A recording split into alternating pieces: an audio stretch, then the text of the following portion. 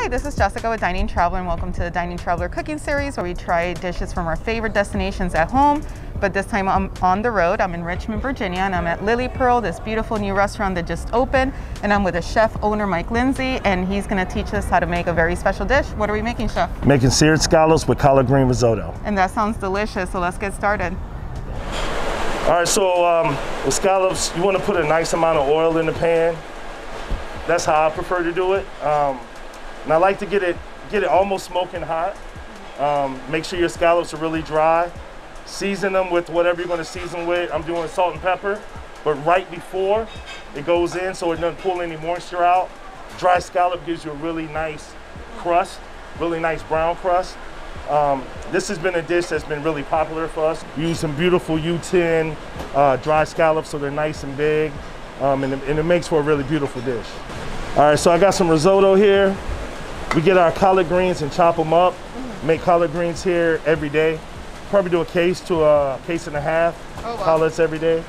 While the oil's getting hot, I'm gonna bring this along a little bit. I'm gonna add some chicken stock to it. Make the chicken stock here as well. I'll go ahead and season the scallops. Like I said, just salt and pepper. I'm a guy that loves flavor on everything, but I think salt and pepper lend to this a little bit better. Face side down.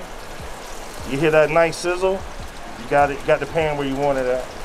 And what kind of oil do you use for this? I just use a canola oil. Okay. A vegetable oil works good. Canola oil can take a lot of heat without browning and turning on you. Okay. So that's why I like to use that. And I go ahead and season the top. Risotto's coming along real nice. I go ahead and add my cheese to that. And that's gonna cream up real good, give you that good risotto looking texture and flavor that you want. And you were mentioning that you and your wife, Kim, you guys have been in the restaurant business for how many years? God, me 20, Kim almost 20, 19 years. 10. Right, yeah. So you know, it's a labor of love, a business of love, but I wouldn't trade it for anything else. And you know, it's incredible being with a partner that loves the business, that you can run a business with. You have the same frame of mind, the same thought process. I think Lillie Pearl is so successful because I think the energy I feel like I put into the food, Kim puts into the hospitality, and it makes it an incredible mesh. So yeah, we're getting some beautiful color on those. And I say about 3 minutes tops for this size scallop on one side is good, just to get that good color. Then we'll flip them over, let the heat go for like 30 seconds. I cut it off, kind of let it rest there. Okay. But still what it's doing is cooking it up. Yep. So that color on top is beautiful. And of course here I go for that really hard sear. Some people don't, but for me, that flavor profile is incredible with this risotto.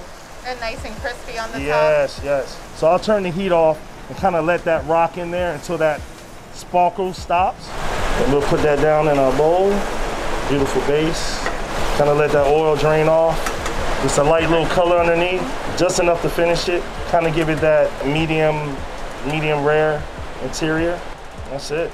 Beautiful. Seared scallop with collard green risotto. So now to the fun part, which this is like my favorite part of doing these videos, is trying. And it's so crispy, even cutting through it. I took a little bite with the collard greens, and that is an awesome layer of flavor. Well, chef, thank you so much for having us over.